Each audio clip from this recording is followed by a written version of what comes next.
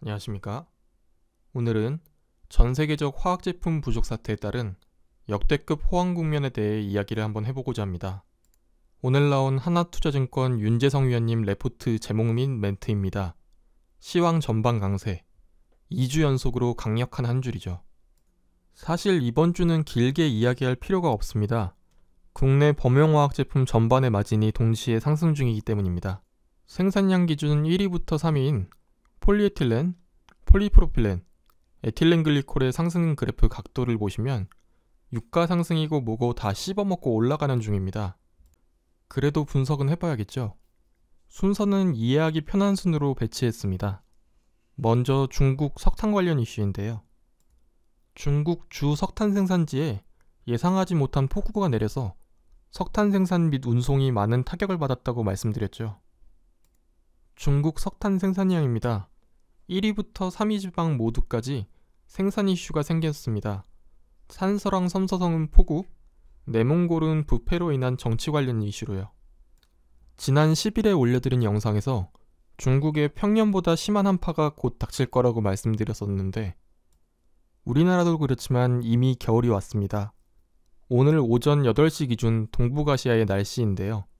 중국 북부는 이미 영하권에 돌입한 지역이 많아졌습니다. 중국 정부는 지난달부터 이미 발등에 불이 떨어졌었죠.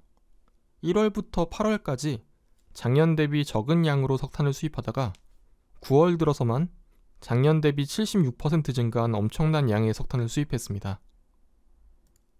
당연히 올해 최고치고요. 석탄을 수출하는 국가들한테 가서 생산량을 늘려달라고 계속 압박하고 있고 자국에서 안전 문제 등으로 폐쇄했던 탄광도 다시 열어서 생산을 재개하라고 지시했다네요. 당장 쓸 석탄도 모자르지만 진짜 걱정되는 건 이번 겨울 한파입니다. 이제 여러분도 느껴지시겠지만요. 정제마진 상승하는 거 보세요. 각종 에너지 제품 다 쓸어담고 있습니다. 각종 국내 석탄 생산량 그리고 수입량 다 늘리겠다고 중국 정부에서 발표해서 다른 생산품들의 가격은 다 하락했는데 정작 석탄 가격은 하루간의 조정만 있었을 뿐 계속 상승 중입니다. 당연히 LPG 가격도 상승세를 이어가고 있고요. 왜 이런 상황이 일어났는지는 차차 볼 거고요. 결국 가장 큰 문제는 이 에너지 부족이 중국 전방산업의 가동률에 미치는 영향이 언제 해소될 수 있는가입니다. 실마리는 지난주 수요일에 나왔는데요. 중국이 발전소들의 전기료 인상폭을 20% 상향시켰습니다. 석탄 가격이 몇 배씩 올라가는 판국에 그게 무슨 소용이냐 하시겠지만 단서 조항이 있습니다. 기업에 대한 전기료만 상승이라는 어마어마한 단서 조항인데요. 결국 일반 전기요금을 상승시키기에는 정부로서 부담이 됐기 때문에 이를 기업에 전가시키고 상승하는 전력 비용을 감당할 수 있는 산업만 생산을 해라 라는 시그널을 시장에 준 겁니다. 과연 어떤 산업이 살아남을까요? 급등하고 있는 석탄 가격에도 불구하고 석탄을 현재 매입하고 있는 산업들을 살펴보면 실마리가 어느 정도 보입니다. 주 구매 분야로 시멘트, 도자기, 건축자재, 화학이 언급돼 있네요. 재미있는 건 시멘트도 건설이고 건축자재도 건설이죠. 헝다 사태로 인해 가장 영향이 클 거라고 국내 시장에서 주가가 하락했던 부문들이 현재 가격이 폭등 중인 석탄을 가장 많이 구입하는 업종에 들어가 있습니다. 수요가 위축될 우려가 그렇게 크다면 이게 과연 현재 일어날 수 있는 일일까요? 시멘트 가격 한번 보겠습니다. 톤당 가격이 700위안, 약 우리 돈으로 현재 13만원 정도죠. 해외에서 수입하고 싶어도 운임 때문에 이건 할 수가 없습니다. 그냥 가격이 오르면 감당하면서 써야 되는 물건이죠. 반면 PVC 보겠습니다. 전기요금의 상승 이후로 현물과 선물 가격이 다 꺾이고 있죠. 특히 선물 가격의 하락세가 빠른데요. 전기요금이나 석탄의 가격이 워낙 많이 상승하더라도 이미 가성소다와 염소의 가격이 워낙 많이 상승했기 때문에 감당할 수 있다는 겁니다. 현재의 가격이라면 생산이 늘어날 수 있는 부분이 있다고 보는 거죠. 반대로 알루미늄 같은 경우에는 앞으로 가격이 상승하고 생산량이 줄어들 수밖에 없습니다. 전기료가 원가에 차지하는 비중이 워낙 높은 업종인데다가 현재 마진이 워낙 박하니까요. 결국 공급과 수요가 일치하는 시점까지 가격이 오르고 공급량이 줄어들겠죠. 스테인리스 강도 마찬가지 길을 걸을 거라고 생각합니다. 다른 물품들도 전기요금을 반영해서 공장을 돌릴 수 있는 선까지 제품 가격이 상승해서 유지될 가능성이 커졌습니다. 어떻게 보면 시장에서 자동적으로 산업의 구조조정이 일어나는 국면인 거죠.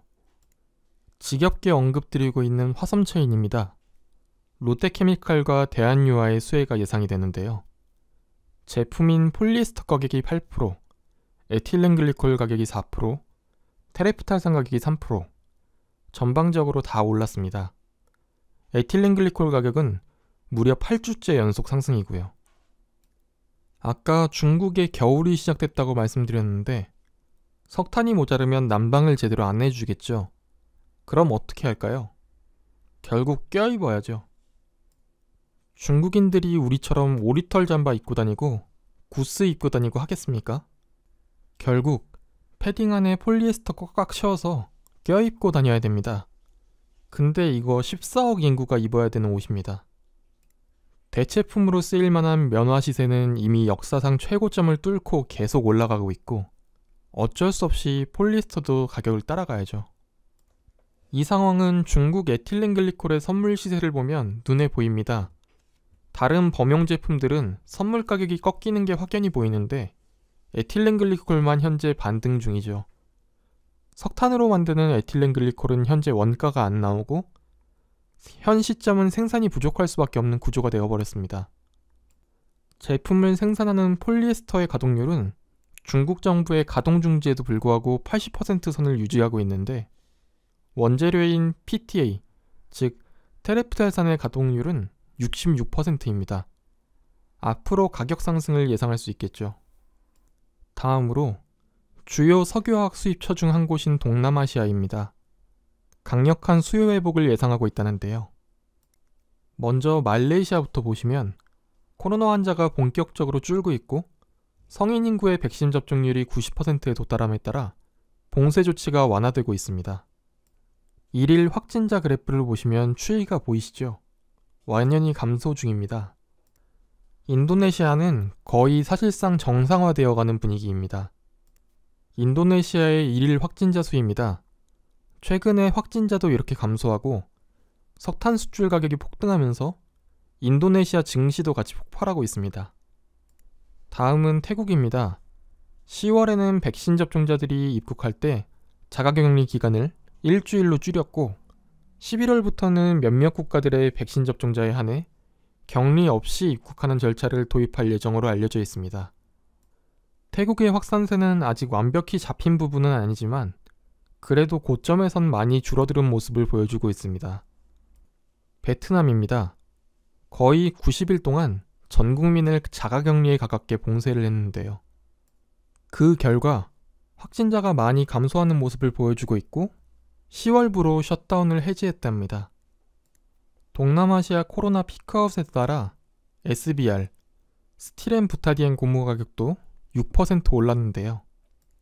수출입 통계 소개해드릴 때 SBR 관련돼서 부타디안 가격이 급락한 거에 비해서 단가가 매우 견조하다라고 말씀드렸는데요. 그 결과가 이 마진입니다. 마진이 그야말로 폭발 중입니다.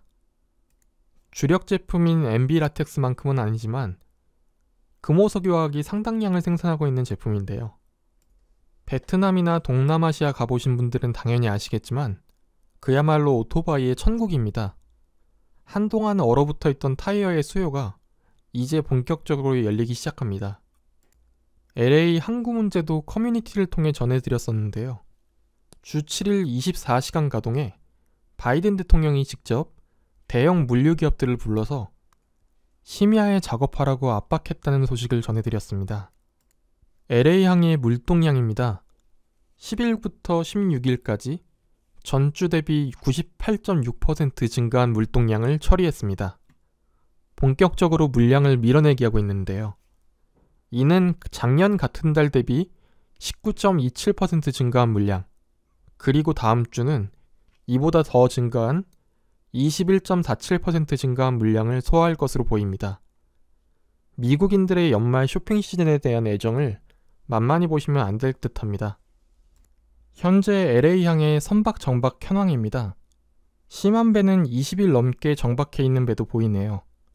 평균적으로 12.3일 정박 중인데 코로나 이전에 3일 정도가 평균이었던 걸 감안하면 매우 심각한 수치입니다.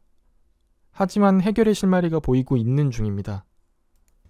아직 미국이나 유럽의 화학제품 가격 대비 우리나라의 화학제품 가격이 낮은 편으로 이러한 운송비 관련 문제만 좀 완화된다면 충분히 이익을 볼 수 있는 구조입니다. 마지막으로 중국의 제품별 수급 상황 중에 가장 중요하지만 아직 주목받지 못하고 있는 제품이 있습니다. 바로 에틸렌인데요. 그렇게 하반기에 증설이 많다, 공급 과잉이다, 가격이 하락할 거고 마진이 줄어들 거라고 난리쳤던 에틸렌 가격이 이제 전 세계 최고가에 근접해 가고 있습니다. 계속 말씀드렸지만 중국의 석탄 가격 상승으로 인해 에틸렌이 모자르게 되면 현재의 운임 상황에서는 에틸렌을 중국에 수출할 수 있는 국가는 우리나라가 유일합니다. 서두에도 말씀드렸던 것 같이 사실 이번 주는 긴 이야기를 할 필요가 없긴 합니다. 범용 제품 전체의 마진이 급상승 중이거든요. 다음 주쯤에 각종 반성문에 가까운 레포트들이 나올 걸 저는 기대하고 있습니다. 추가로 생각할 만한 자료 하나 가져왔습니다. 현재 중국의 석탄 생산 부족이 과연 언제까지 지속될 것인가? 현 시점 중국의 상위 14개 석탄 생산 기업의 캐파입니다.